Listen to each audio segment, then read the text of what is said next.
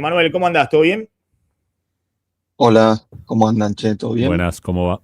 Bien, Muy vamos bien. a chequear porque esto se viene picante con Álvarez Saji. Vamos a chequear que esté bien el audio, que puedan escuchar todos lo que tiene para ¿Ahí decir. me escuchás bien? Sí, Sí, sí. te escucho perfecto, perfecto. Bueno, Manuel, contame un poquito, a ver, ¿qué estás viendo en esta dinámica económica? Donde yo digo, si vos no lo ves de lo financiero y lo político, yo creo que Milei, cuando estaba en sus sueños en diciembre en Olivos, no imaginaba un escenario mejor. Pero cuando uno ve la economía real, bueno, la cosa cambia, ¿no?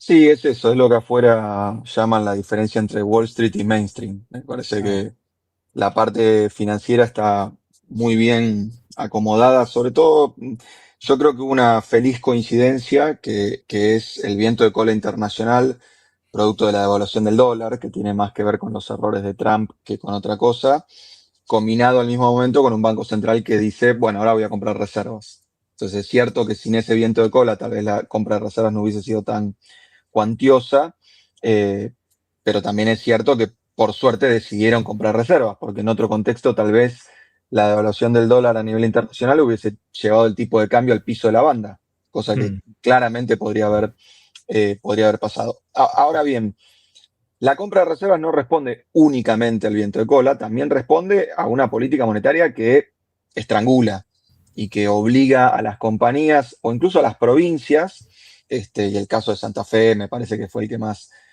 ruido hizo, a vender sus dólares rápidos porque si no te comes el carry, digamos, como tenedor de dólares, o sea, perdés mucho dinero. Imagínate que si vos tenés un carry de 3% mensual más una devaluación internacional del dólar, cada mes que pasa estás perdiendo 5% si no Hmm. vendes tus dólares, número almacenero.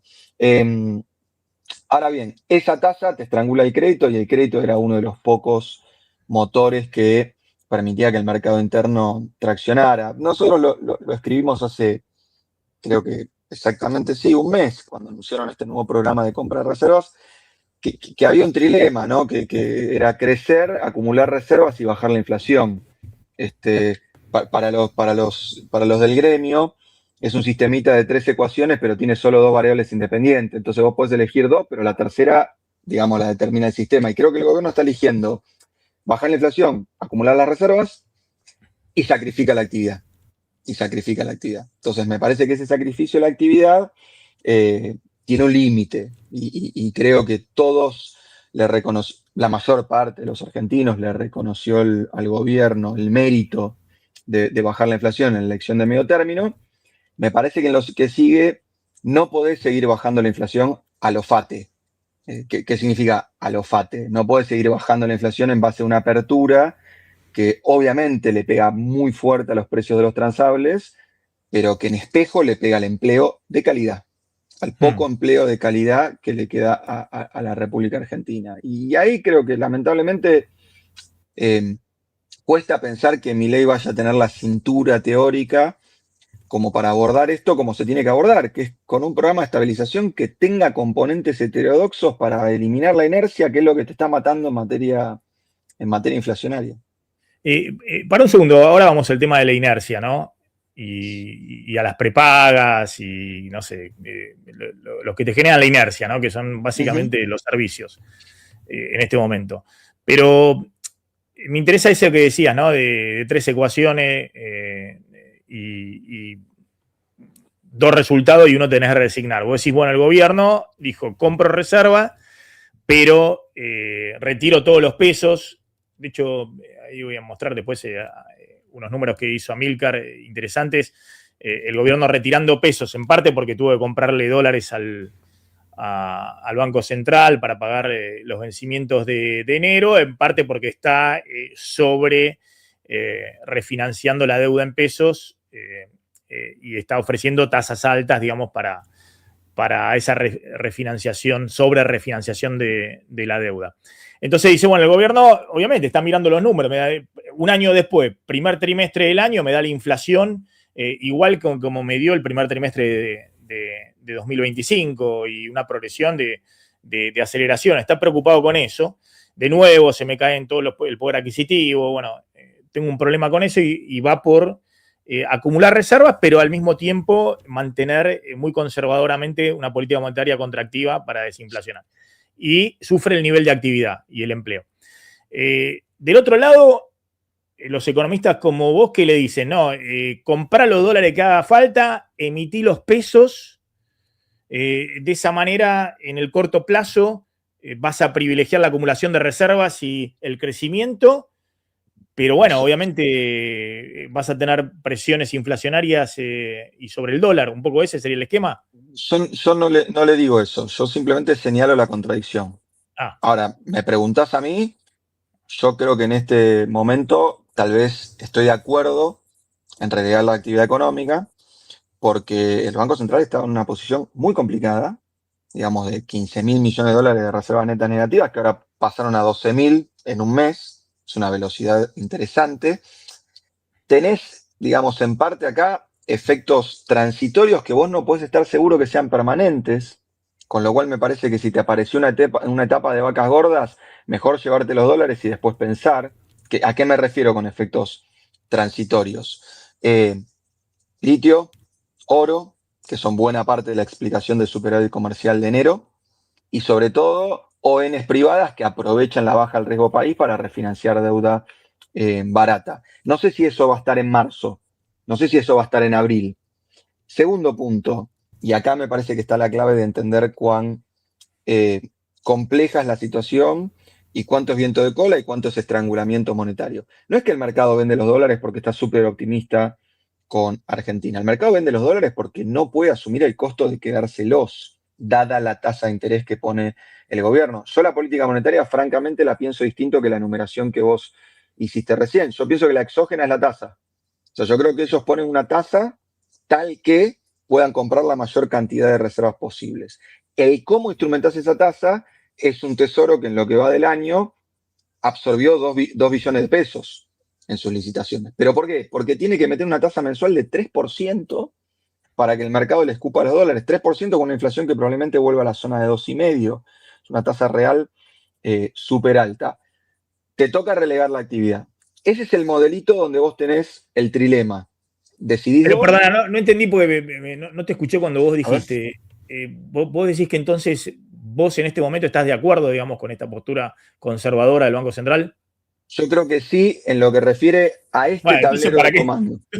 tanto de pelote? Wow, wow, wow, Ah, te wow. escuché bien, porque te iba a frenar en ese momento, dije, No, ¿habré pará, escuchado pará. bien? Pará, pero cuando yo armo un modelo, te estoy Sí. dejando un montón de variables afuera. Entonces yo digo, vos tenés esta botonera, tasa y compra de reservas. Sí. Ponés la tasa al mango para poner la compra de reservas al mango. Dólar para abajo, actividad para abajo. Hasta ahí estoy de acuerdo. Ahora bien, afuera del modelo, sigo con los guiños a los colegas. Los que en vez de moverte a lo largo de la curva, te mueven la curva. Bueno, la apertura. La apertura. La apertura la usaste para disciplinar precios. Mi impresión, te pasaste 3 pueblos. Mi impresión, te pasaste 3 pueblos. Entonces, insisto, si a vos la inflación te generó resistencia a la baja, no la podés seguir bajando a lo fate, porque en un momento la gente te va a decir, basta de desinflación, quiero empleo, quiero actividad, quiero consumo. Entonces, me parece que en graduar esa apertura está, digamos, buena parte de los componentes heterodoxos que tiene que tener el gobierno, porque, mira, Pero te puedo ahora notar. vamos a la apertura comercial, ahora vamos a la apertura comercial, a la política comercial, porque si no, viste, pensamos que el nivel de importaciones lo determinan los aranceles y no el nivel de actividad o si estás con una demanda que supera a tu ahorro interno, digamos, un poco como Trump, ¿no? La discusión. Trump dice, che, miren todos los aranceles que puse y no bajé el déficit comercial. ¿Y cómo vas a bajarlo, campeón, si la economía está creciendo? Hiciste desvío de comercio en todo caso. Pero bueno, por eso después vamos a la comercial. Me interesa, que es muy interesante, no sé si todos se dieron cuenta, lo que vos estás planteando, porque yo veo que lo que plantean algunos economistas, el otro día estuvimos con Kigel, estuvimos con Sebach, bueno, la discusión que plantea Cavallo, es muy linda desde el punto de vista teórico, pero después tenés que gobernar. Entonces, cuando vos decís, bueno, mirá, soltá todos los controles cambiarios, liberá todo. Y bueno, ¿y ahora dónde se acomoda el dólar? Sturzenegger les dice por privado, mirá que se va a apreciar más, qué sé yo, wishful thinking, digamos, ¿no? No sabemos, no sabemos. Pero esa incertidumbre en la economía argentina para el que está haciendo política económica, y a veces es riesgoso. Algunos le dicen, bueno, no importa, hacelo ahora porque estás lejos de la elección y fíjate, porque no vaya a ser que lo tengas que hacer el año de la elección.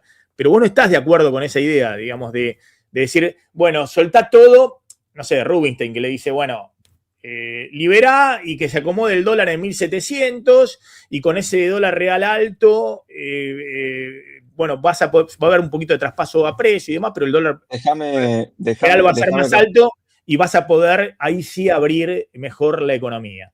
Déjame ser bien preciso en este punto.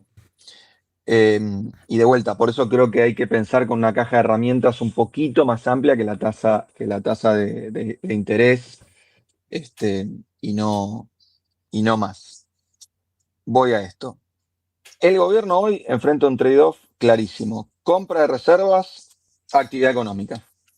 Digamos, la palanca que vos movés para pararte en la combinación de compra de reservas y actividad económica, la palanca de todos los días es la tasa de interés. Entonces, mi punto es, si esa es la única manera que tenés de comprar reservas, yo estoy a favor de comprar reservas y relegar la actividad. ¿Por qué? Porque estamos con el Banco Central de Massa menos 4.000 millones de dólares. O sea, imagínate que el de Massa era el más horrible de la historia, es eso menos 4.000. Ahora bien, cuando me paro un poco más lejos, y ahí creo que no hay acuerdo entre los colegas, digo, pero para que en la caja de herramientas tenés dos variables más. La apertura, la dejo a un costado porque querés hablar de eso después. Perfecto. La otra, el cepo. Y yo en el cepo, y ya sé que ahora viene toda la grieta en el medio y qué sé yo, pero mi punto es, en parte la actividad la estás lastimando tanto con tu política de tasa, porque tenés una puerta abierta que la verdad que no se achicó, que la verdad que la gente no redujo su demanda de dólares, que la verdad que la gente después de comprarse 33.000 millones de dólares el año pasado y tomarse un respiro un mes, volvió a la carga barraca. Y te está llevando 1.500, 1.800, 2.000 palos por mes de demanda de ahorro por parte de personas. Por supuesto que si vos tenés ese drenaje, tenés que decidir una actividad muchísimo más baja para poder comprar reservas que si tuvieras un poco mejor seteadas las restricciones de esta economía, que son la de la cuenta capital y la de la cuenta comercial. Esa decisión es en la que yo no estoy de acuerdo. Dada esa decisión, o sea, si me atás dos manos y me dejas simplemente con la tasa, te digo, sí, comprá estas reservas porque creo que estas reservas en mayo no van a estar disponibles. ¿Sí? Segundo, empezá a pensar que cuando tengas que soltar un poquito para que la actividad recupere, te vas a encontrar en la misma encerrona. Y ni que hablar si Trump la acomoda. Si Trump la acomoda, volvemos a colgarnos el travesaño. ¿Qué es que Trump la acomode? Si el dólar no se devalúa, revierten los flujos de capital hacia Estados Unidos, y ya no tenés ese viento de cola divino que sube la plata, sube el oro, sube la cripto y un poquito sube el peso, ahí es donde te encontrás en una situación complicada. Y no es que lo de Trump es, qué sé yo, un sesgo porque a mí no me gusta tanto su estilo. La Corte Suprema le acaba de dar un tiro en el medio de su programa económico. Entonces creo que en ese sentido tenés que empezar a armar un amortiguador para cuando en algún momento alguien en el gobierno diga, che, no hablemos de micro, pero sepamos que está todo roto. Sepamos que la macro no me genera una micro sana. Y ahí es donde me parece que al gobierno le falta un poco de ampliar la caja de herramientas. Pero entonces vos en el corto plazo retocarías un poco la política comercial, nada más el tema de la política arancelaria. Ahí voy, por eso, sacame de tu trampa, que es, hablemos de esto después, hablemos todos juntos. Yo creo que fue un error abrir tanto el cepo y me parece que siempre estás en condiciones de explicarle a las personas que no pueden ahorrar como si estuviéramos en Suiza. Y sí, tendrás un costo sobre la brecha que tenés que mirar. No, olvídate. Eso que también lo plantea, digo, para mí, ¿no? Para ser ecléctico, eso que también lo plantea Melconian diciendo, che, pará. El cepo a las personas físicas no puede estar totalmente libre, sin ninguna restricción, ni 2 millones de dólares, ni nada. Sí. Volvamos para atrás, eso el gobierno no lo va a hacer, porque si lo hace es una pérdida de reputación enorme. Bueno, definamos la pregunta. Lo que yo creo que va a hacer el gobierno Sí, es poner la tasa a tope para comprarse todas las reservas que pueda, al mismo tiempo usar el tipo de cambio como un ancla inflacionaria derivado de que tiene que avanzar con aumentos de servicios y que sí, la carne está muy picante y que picante. entonces vamos a un trimestre muy malo de actividad, muy bueno de compra de reservas. Lo que yo creo que habría que hacer es elegir otra combinación de tasa, apertura comercial, control de cambios. Creo que habría que ajustar un poquito apertura comercial y control de cambios para poder aflojar un poquito tasa. ¿Creo que el gobierno lo va a hacer? No, estoy de acuerdo con vos, creo que no. Mm. Y la apertura comercial, ¿cómo ajustarías un poquito la apertura comercial? Porque uno ve que apenas ajustás un poquito la apertura comercial, tenés un problema de precio sectorial, digamos. Sí. Bueno, ahí, digamos, si querés barajar y dar de nuevo, o sea, si querés barajar y dar de vuelta, en jugar un poquito con posibilidades que seguramente el gobierno no explore. Lo tengo acá porque justo estoy dando un curso al respecto. ¿Lo conoces? Sí, ¿qué es el ladrillo? ¿La No. historia? No, a ver. El libro de Sebastián Edwards sobre el Ah, el de prospecto Sebastián index Edwards, sí, sí. que Sí, sí. incluye el ladrillo. Bueno, Friedman, no Keynes, no Marcelo Diamant, no Previch. Friedman te dice, mirá, si vos tenés los precios en dólares domésticos muy por encima del import parity, porque venís de una economía muy restringida, liberá el tipo de cambio y poné un arancel alto y horizontal. O sea, no hagas picking de winners. Poné un arancel alto y horizontal. No estamos ahí, ya no vamos a estar ahí. Listo, eso era una cosa para... vamos donde estamos. Argentina puede tener una política arancelaria muy laxa, como la que tiene actualmente, pero yo me parece que en términos del liberalismo no sería lo agresivo que ha sido este gobierno con el desarme de medidas antidumping, porque en parte las medidas antidumping que tenés es para protegerte de una economía comunista, que no sigue las leyes del capitalismo. Sí, Para chino. el caso de la semana pasada de los neumáticos, vos tenés paneles en la OMC contra precios de dumping de neumáticos provenientes de Asia en la Unión Europea, en Brasil, en Colombia, en Chile y en el propio Estados Unidos. No es casualidad, estamos con sobreproducción de neumáticos en Asia que está intentando buscar eh, mercados. Entonces, lo que yo creo es que las medidas antidumping tienen sentido porque lo único que hacen es ponerte un piso a los precios domésticos ridículamente bajo. Ridículo. O sea, si vos me decís, mira, no voy a permitir que en Argentina haya neumáticos que se vendan por abajo de $50. Bueno, hoy se venden neumáticos por $140. O sea, no es que vas a generar una inflación, pero sí vas a evitar una destrucción producto de un país, insisto, que a un productor de neumáticos le regala el terreno, le subsidia los bienes de capital y le pone trabajadores que cuestan la mitad de lo que cuestan en Argentina. Obviamente, porque vienen de cosechar arroz en el campo, digamos, no vienen de una gran urbe. Entonces creo que ahí tenés una primera cuestión. Y una segunda cuestión, que el gobierno, no estoy de acuerdo con lo que vos decís, el gobierno ya ha retrocedido en la apertura del control de cambios cuando se dio cuenta que el rulo, esto de que los Puso la individuos de alto restricción cruzada. patrimonio, claro, compraran oficial para venderle paralelo, para darle salida a las compañías, lo cortó. Y si vos me preguntás, ¿hay lugar para cortar razonablemente en materia cambiaria en Argentina? Por supuesto. ¿Te pensás que no está viendo macanas? ¿Te pensás que no está viendo triangulaciones? Está viendo un montón. Pero el gobierno que prioriza brecha cero, porque brecha alta, obviamente es riesgo inflacionario. Obvio que brecha alta es riesgo inflacionario. Entonces es un fine tuning donde el gobierno, para mí, está en una punta del trade-off.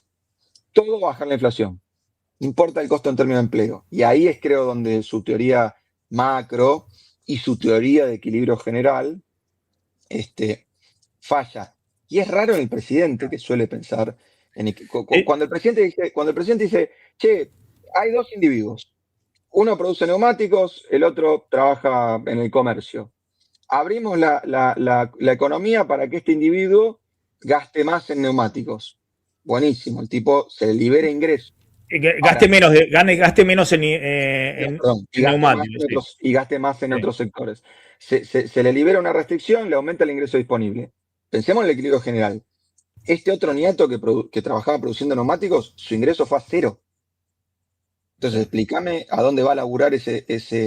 Sí, de todas maneras, a ver, yo, viste, está bien, no me quiero meter en la cuestión teórica, porque hay una serie de cosas, viste, una cosa es la teoría, porque todos dicen, ¿cómo vas a competir con China? No, lo de David Ricardo, la ventaja comparativa, no es porque vos, aunque vos no tengas competencia en ningún sector, salvo en el campo, frente a China, el tema es la competitividad relativa de los sectores que tenés. Es decir, entonces tu especialización no es que vos no vas a producir absolutamente nada, sino que en términos relativos, aunque vos seas menos competitivo que China en, no sé, en 100 sectores de 100, hay que ver porque muy probablemente algunos de esos sectores te convenga producirlos en la Argentina que importar. Pero bueno, no me quiero meter en una cuestión teórica.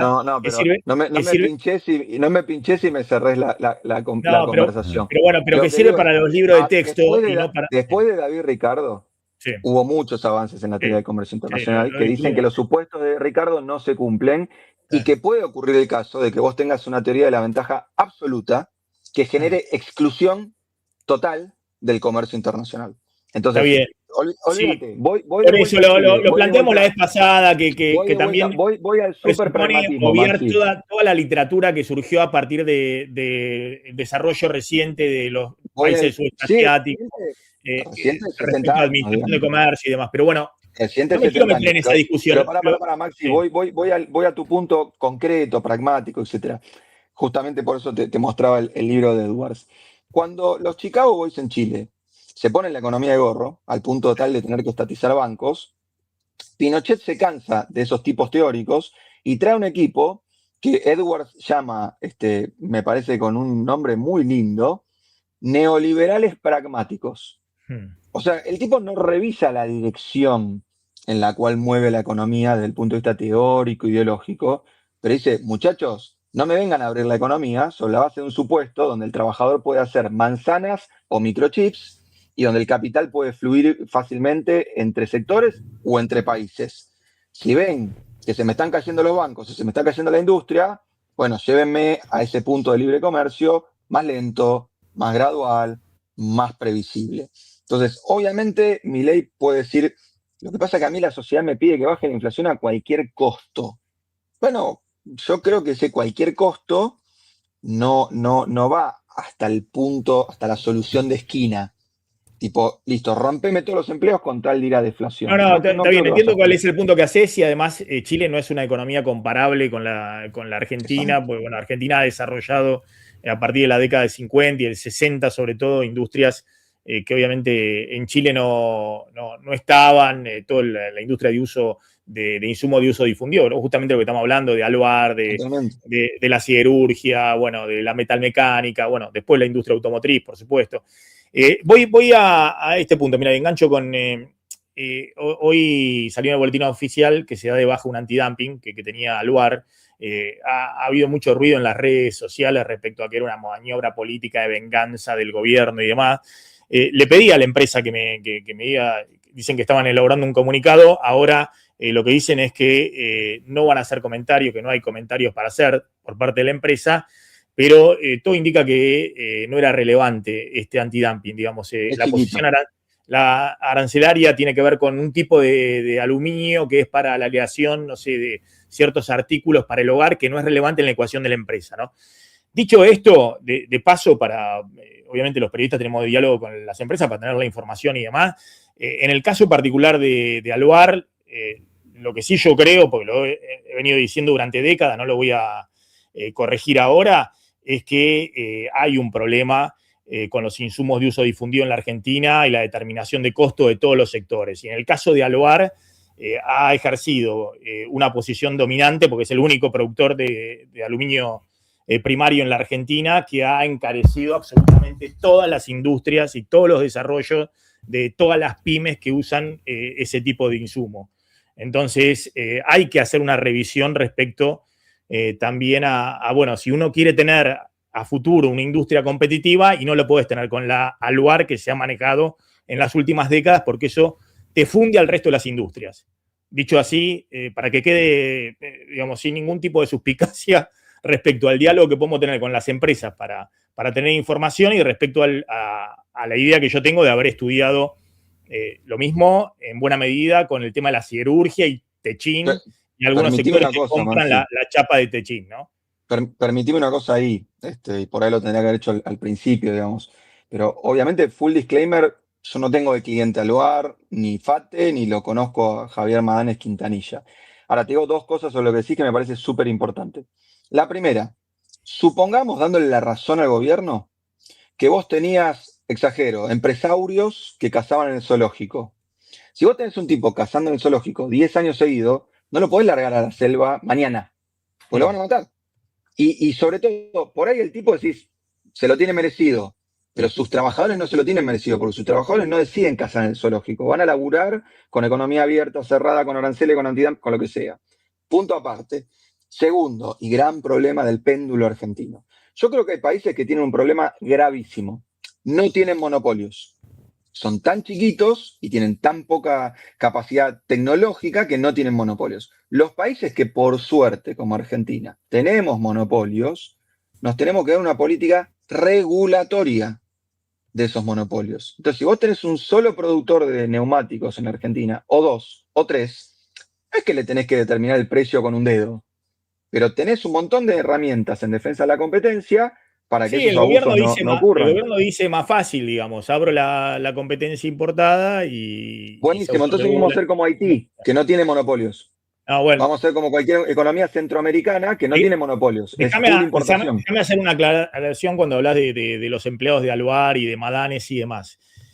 También, del lado de el productor pyme de materiales eléctricos, ¿no? Que exporta a México, como nos pasó acá el caso, claro, y tiene como insumo el aluminio, también tiene sus empleados que han quedado afuera de la competitividad, en muchos casos por el insumo que le compraban y el costo de ese insumo que le compraban al bar, ¿no? Por eso hay que regularlo. No es solamente el empleo de los que trabajan en Puerto Madryn con Aluar, sino que también de los que son clientes de Aluar y que le han crecido absolutamente todos los costos. Maxi, pasamos de tener 5 compañías ofreciendo neumáticos en Argentina a 15, de las cuales te entran a ofrecer neumáticos a menos de la mitad del precio de mercado. De vuelta, como consumidor me pongo contento. Pero un día nos vamos a dar vuelta y vamos a tener que ver en qué se ocupa la mano de obra que existe en Argentina y nos vamos a dar cuenta que todos no pueden ir a las economías de aplicaciones o a cortar el pasto o a vender cosas por Mercado Libre. Entonces, en el medio hay algo que es de economía de mercado, donde, a diferencia de lo que quiere el presidente, los mercados concentrados con formas monopólicas u oligopólicas se regulan. No se regulan con la normativa que se le cante a un trosco comunista y no sé qué. Se regulan con 5, 6, 7 herramientas, ¿sí? Y que de vuelta no es ponerle el precio a dedo, pero es permitir que, por ejemplo, una pyme que te tiene que tomar como insumo a un producto del bar, o un camión que te tiene que comprar neumáticos en el mercado doméstico, no tenga que pagarlo 3 veces lo que salen, o tenga que venir con gomas con neumáticos desde Brasil o desde Paraguay, como ocurrió en 2022 y 2021. Déjame, te hago un punto más y le hablo a Martín, digamos, porque si no estamos en esta discusión de nerds, economista con Álvarez Agis, ahí están en el chat pidiendo también que entre Martín en la calle. O sea, estamos como siempre con mucha gente conectada en Ahora Play, también en Plan M, Maxi Montenegro, en los dos canales. Estamos a full y les agradezco el interés, porque siempre son charlas más profundas y en general no hacemos show. No nos desvestimos, ni bailamos, ni siquiera hacemos chistes, o sea que no sé cómo siguen conectados. Te quiero hacer un punto respecto a la inercia inflacionaria, ¿no? Que hubo medio, Cavallo habló de que la inflación no es solamente un fenómeno monetario, no me quiero meter en, vos lo citaste en algún momento, el paper seminal de Cavallo, de su tesis doctoral, donde cuestionaba el monetarismo, pero la inercia inflacionaria. ¿Me explicas por qué las prepagas te ajustan ahora? Me enviaron la semana pasada 2,9% en marzo el aumento y fue 2,8% en febrero con la inflación de diciembre. Eso es inercia inflacionaria. ¿Y por qué? ¿Por qué Por ¿Por qué? dos razones. La verdad que Sí. es un caso que seguimos de cerca y te contesto las dos. La primera es un chivo, porque vos estás mirando P y no estás mirando Q. O sea, cambió el modelo de prepagas. O sea, estás teniendo un mercado que se te está achicando en términos de usuarios, Ujú, pero te está yendo a un mercado más de elite, más de margen alto. Cuando vos mirás la cantidad de afiliados de las prepagas, hizo un pico en 2023 porque a plata de hoy, una cuota de una prepaga te salía 40% menos. mm, Entonces era muy común que un montón de gente que por ahí, cuando le dolía una muela, iba a una clínica privada y le cobraban 70 lucas, dice, pará, ¿cuánto tengo que pagar de prepaga? 150 lucas por mes. Ah, bueno, vamos con ese y incluye caries, por ponerte un ejemplo muy tonto. Entonces, primero, están ajustando por precio, pero están perdiendo por cantidad y eso se ve en las estadísticas. Y lo segundo es más específico de la inercia inflacionaria, que es que dos cosas. Uno, nosotros venimos acostumbrados a medir el pass-through en momentos, en ventanas temporales propias de economías de alta inflación. O sea, sube el dólar y al mes te preguntan, ¿y pasó a precios? Y cuando mm, yo hago estos estudios en Brasil, al año y medio de que subió el dólar, me sigo preguntando el efecto sobre precios. Lo digo literalmente hoy, mm, mm, por la devaluación de Brasil de hace un año y 3 meses. ¿Sí? mm. Entonces, ¿por qué se ocurre ese pass-through? ¿Y por qué hablo de inercia inflacionaria? ¿Y por qué el gobierno este, está además tan interesado en esta reforma laboral? Porque lo que se desancló hace 5 meses son los salarios. Y ese desanclaje en la paritaria, que ya no corre al 1 mensual, porque los sindicatos, cuando el gobierno iba a la elección y la inflación se le ponía en 1,6 mensual, el gobierno le dijo a los sindicatos, yo no voy a homologar más que 1 mensual, porque hace 6 meses seguidos que la inflación me baja y ustedes me piden paritarias como si fuéramos de vuelta al 3% mensual. Se puso duro y las paritarias se anclaron durante 6, 7 meses. Ahora, cuando la inflación, ese 1,6, 1,5 fue piso, y hace 9 meses que sube, los sindicatos dijeron, mirá, yo no sigo más la pauta oficial, tengo que empezar a validar Pero paritarias, tengo que empezar a... pará. Viste, Dale, dale. vos me estás queriendo decir que el problema es que ya no hay ancla salarial, que el problema En son los parte, salarios en esa inercia en, inflacionaria. en, en parte, por supuesto, pero Pero los si no, salarios perdieron el año pasado. ¿qué tiene que ver con la nominalidad, el valor real de los salarios? Vos podés tener inflación al alza, salarios nominales al alza y salarios reales a la baja, que es de hecho lo que le pasó al gobierno de Alberto Fernández, que creía que todo se arreglaba sumándole un cero a las negociaciones. Y en realidad, en términos reales, el pedazo de la torta que se llaman los trabajadores se achicaba, porque obviamente la empresa tiene una velocidad de ajuste de precios y una frecuencia de ajuste de precios más grande que el sindicato, porque el sindicato no te puede pedir paritaria diaria. Lo máximo que te llegaron a pedir es quincenal, en algunos sectores, durante 2023. Entonces, ¿cuál es el punto? Si vos tenés que se te suelta el ancla nominal de los salarios, ahí tenés espacio para trasladar los mayores costos derivados de la devaluación de 1.000 a 1.400 a los precios. Acordate lo que pasaba hace 4 o 5 meses, que nosotros hablábamos y vos me decías, bueno, pero los precios de las importaciones suben, pero los precios del retail bajan o quedan igual. Y yo decía, mirá, la compresión de márgenes de comercialización tiene un piso. En cuanto se pueda volver a recuperar márgenes, lo vamos a ver. Arriba tenés efectos estacionales. Por supuesto que está el tomate, por supuesto que está la carne, digamos, con la apertura que generó una reacción en Cañuela que todavía no vimos en mostrador y que no sé si vamos a ver en mostrador porque fue una reacción más especulativa que real. Pero mi impresión, Maxi, es que esto te demuestra que tener la oferta monetaria fija o cayendo, porque desde que arrancó el año la base monetaria, el gobierno absorbió 2 billones de pesos, no es garantía En de el que la corto inflación plazo. baje, Sí, en el porque corto plazo. como dice Cavallo, como dice Oliver Blanchard, como digo yo hace 10 años, pero me tratan de loco, la inflación no es un fenómeno monetario. ¿Eso implica que vos podés imprimir infinito? No. Implica que es un poco más complejo que controlar una y solo una variable.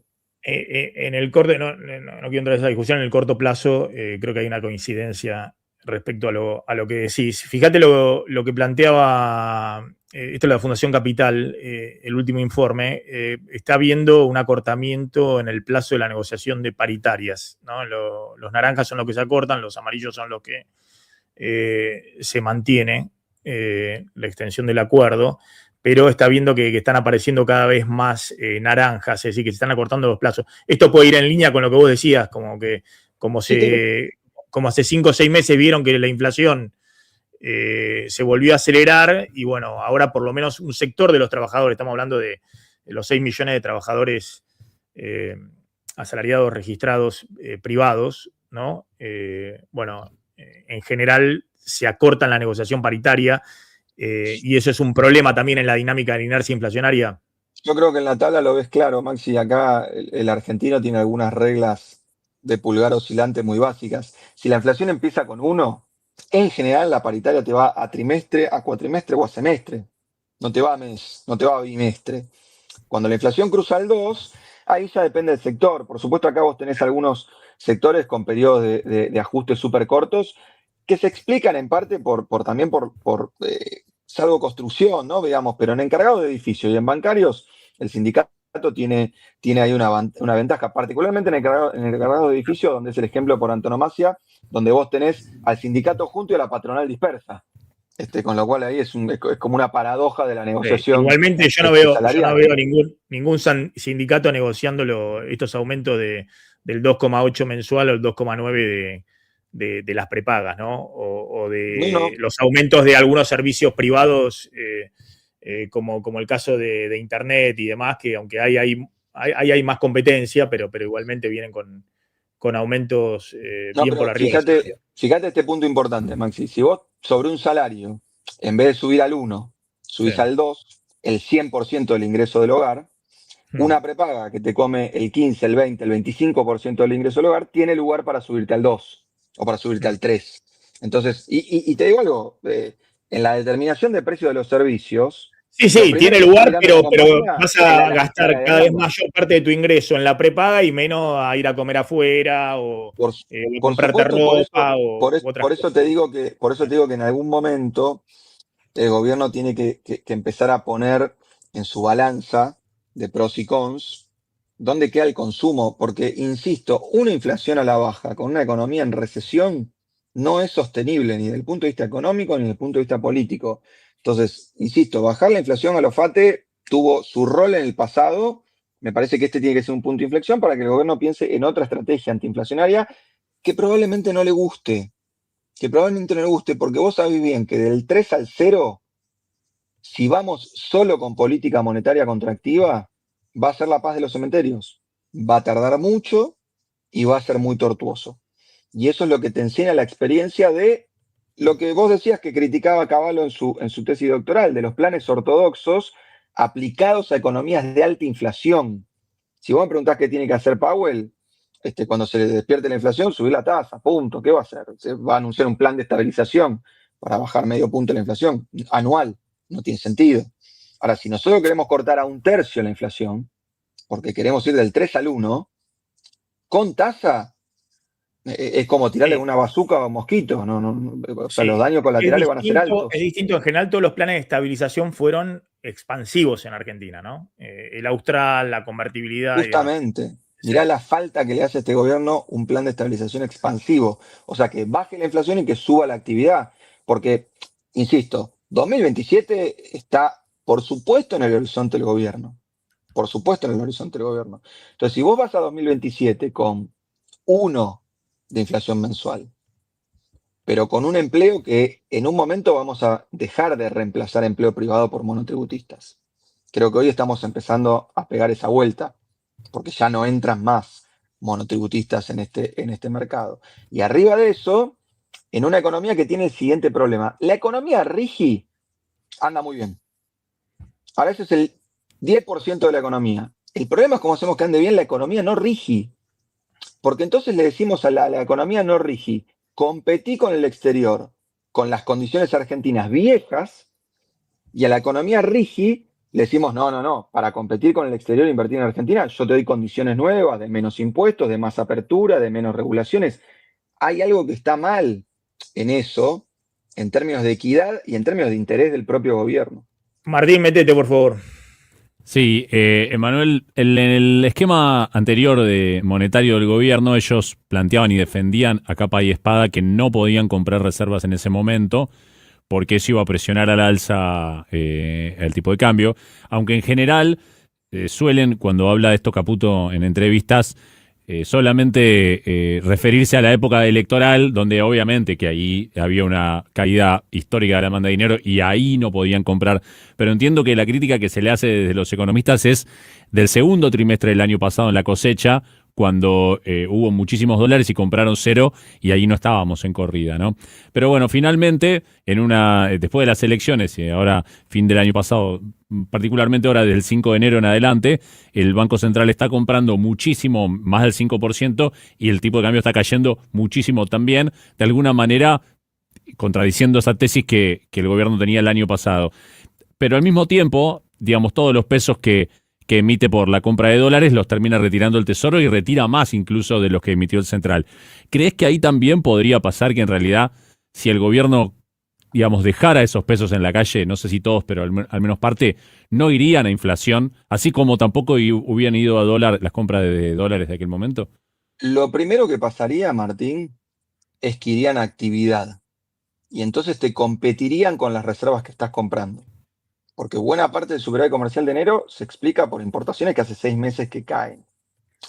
Segundo, y esto es muy importante pensarlo, y a vos no te lo tengo que explicar, es muy importante pensarlo desde la tasa hacia el dólar.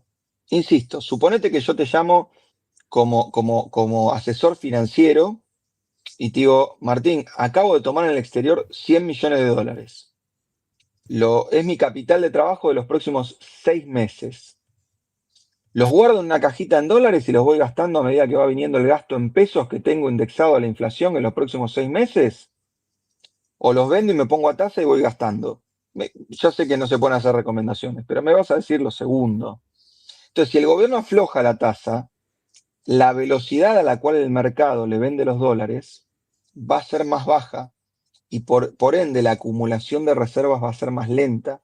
Estas ventas en bloque que se ven, bueno, no se ven, digamos, estas ventas en bloque que ocurren por fuera del mercado libre de cambios, tienen como racional atrás que el carry es enorme y que entonces el tomador de dólares al otro día, si no vende, está perdiendo plata. Ahora, si vende 100 palos en un mercado libre de cambios que transa 500, baja el dólar, con lo cual pierde más. Y entonces, increíblemente, al costado del mercado aparece el Banco Central y dice, ¿sabes qué? Yo si querés te los compro al precio de pantalla. Bueno, tiene todo el sentido para juntar 2.500 millones de dólares de reservas desde que anunciamos el programa. Ahora bien, el trade-off al que estás enfrentado, dada la apertura comercial y dado lo que tenés libertad en la cuenta capital para personas físicas, es que si vos bajas un poquito la tasa, esa dinámica se ralentiza. No creo que si bajás la tasa se dispara el dólar, se dispara la inflación y vuela la actividad. Simplemente en este contexto vas a comprar menos reservas. Y si vos no te apuras a comprar todas estas reservas, ¿qué pasa si el dólar frena su caída a nivel internacional o incluso rebota? No vas a tener ni una reserva para comprar, porque los fondos que entraron para hacer carry en Argentina, como entraron, se van a ir. Y esta es la cuarta vez que Caputo rearma un carry trade. Digamos, la cuarta vez en este ciclo, desde que el gobierno arrancó. Lo armó cuando arrancó, se le rompió un mes antes el blanqueo, vino el blanqueo, se le rompió un mes antes del acuerdo con el fondo, lo rearmó y se le rompió hasta Becent y ahora lo volvió a armar. Entonces el mercado en esto ya tiene un ejercicio, digamos, muy armado de saber que en cuanto el viento cambia, hay que cambiar las decisiones. Por eso yo digo que en el corto plazo, si yo estuviera sentado donde está el ministro Caputo, Dios me libre y me guarde, tal vez estaría con el mismo sesgo. Miraría todos los días el Banco Central, que junta 3.000 millones de dólares de reservas netas en poquito más que un mes, y diría, che, tarea cumplida porque estamos juntando las reservas que probablemente tengamos que devolver cuando nos acerquemos al evento electoral dentro de un año. Ahora bien, tenés otras herramientas que para mí las estás usando mal.